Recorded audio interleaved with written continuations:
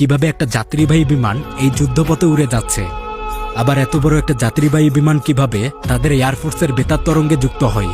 Captain জানায় তাদের radio ট্রান্সমিশনের ক্ষমতা অনেক বেশি, অনেক দূরের সিগন্যালও এটা ধরতে পারে। সৈনিক তখন বলে এটা সম্ভব না, এত শক্তিশালী বেতার সংযোগ তো এখনো তৈরি হয়নি, আর তৈরি হয়ে থাকলে সবার আগে তাদের কাছেই থাকতো। ক্যাপ্টেন তখন অবাক হন, তিনি বলেন এগুলো তো অনেক বছর আগেই তৈরি হয়েছে। ক্যাপ্টেন তখন নিগেলের কাছে বর্তমান সময়টা জানতে চান। নিগেল বলে এখন রাত 11টা 17 জুন 1940 সাল। এটা শুনে পাইলটরা একদমই হতবাক, মানে প্রভাষকরা যা বলেছিল তা সবই সত্য, তারা অতীতে চলে এসেছে। যাই হোক, ক্যাপ্টেন আর এসব বুঝতে চান না, তিনি শুধু চান সাহায্য, কিভাবে তারা ইংল্যান্ডে যেতে পারবে। কিন্তু এদিকে নিগেলের এইসব কিছু আজগুবি মনে হচ্ছিল।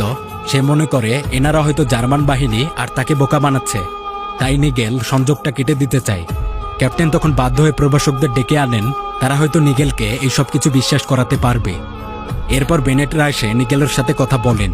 প্রভাষক বলেন তারা বর্তমান থেকে অতীতে চলে এসেছে, এটা অদ্ভুত হলেও সত্য। তারা এখন সম্ভবত ফ্রান্সের রেন নদীর উপর দিয়ে উড়ে যাচ্ছে। তো ইতিহাস অনুযায়ী আজকের এই দিনে এই রেন নদীর মধ্যেই ব্রিটিশ একটি জাহাজ ল্যান্কাস্ট্রিয়া ধ্বংস হয়। এখন এই জাহাজ যদি সত্যি সত্যি আজ ডুবে থাকে, তাহলে তাদের কথা সত্য, তারা ভবিষ্যৎ থেকে অতীতে এসেছে, এটা তাদের প্রমাণ। তারা অতীতের সব জানে। এসব শুনে নিগেল হতবাক হয়ে যায়, কারণ কিছুক্ষণ আগেই ব্রিটিশ জাহাজটা ধ্বংস হয়েছে। তাহলে ক্যাপ্টেনরা যা বলছে তা সব সত্য। তো এখন নিগেল জানায় সে ক্যাপ্টেনদেরকে সাহায্য করতে চায়, তবে তার আগে তাকে এই ব্যাপারগুলো তার কমান্ডারকে জানাতে হবে। কমান্ডার পারমিশন দিয়ে দিলেই সে ক্যাপ্টেনদেরকে সাহায্য করবে। সৈনিকের পরে সে কমান্ডারকে এসব জানায়।